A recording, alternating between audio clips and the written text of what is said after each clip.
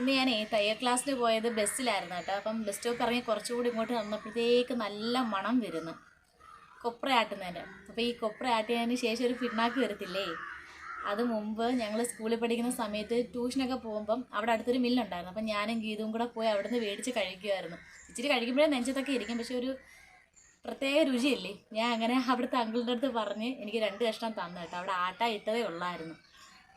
അപ്പോൾ ഇത് കഴിച്ചിട്ടുള്ളവരൊന്ന് കമൻറ്റ് ചെയ്ത് തരേ. കൊപ്ര പിണ്ണാക്കെന്ന് പറയും.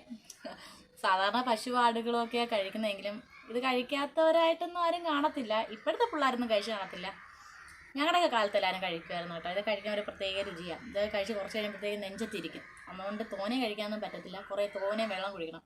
അപ്പോൾ ഇന്നത്തെ വീഡിയോ ഇത്രയേ ഉള്ളൂ. ഇഷ്ടമായെങ്കിൽ എൻ്റെ ചാനലൊന്ന് സബ്സ്ക്രൈബ് ചെയ്യുക, ലൈക്ക് ചെയ്യുക, കമൻറ്റ് ചെയ്യുക, ഷെയർ ചെയ്യുക.